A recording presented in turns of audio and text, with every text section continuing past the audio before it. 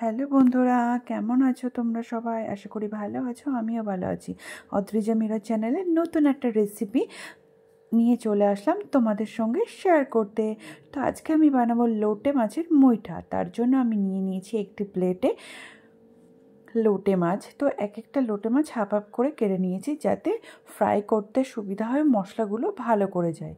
তো আমি মাছের মধ্যে সাদা ভিনিগার ও লবণ দিয়ে ভালো করে মাছের গায়ে লাগিয়ে নেব।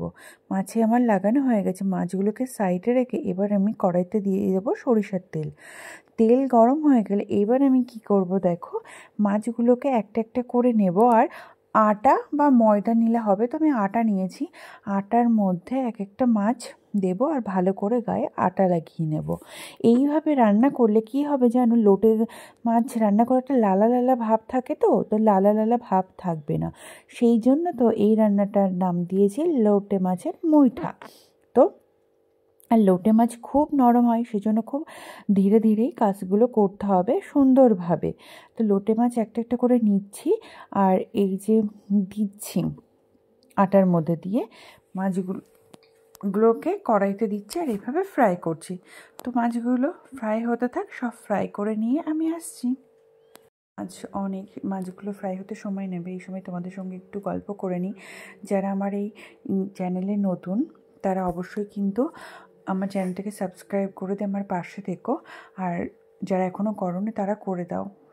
সাবস্ক্রাইব করে রাখলে আমার নোটিফিকেশন তোমাদের ফোনে পৌঁছে যাবে, তোমরা নতুন নতুন রান্নার রেসিপি দেখতে পাবে। তো ফাইনালি আমার সব মাছ ভাজা হয়ে গেছে। এবার আমি কড়াইতে কিছু মশলা দেবো, জিরে আর শুকনো লঙ্কা ফোড়ন দিয়ে তাতে পেঁয়াজ, কাঁচা লঙ্কা, একটু রসুন বাটা, আদা বাটা, একটু হলুদ গুঁড়ো সব কিছু দিয়ে এই যে আমি কষিয়ে নিচ্ছি। এই রেসিপিটা দিয়ে যেন এক থালা ভাত খাওয়া হয়ে যায় আর মনটাও খুব শান্তি পায়, তাই আমি এই রেসিপিটার নাম দিয়েছি লোটে মাছের মুইঠা। তো মশলা কষানো প্রায় হয়ে গেছে।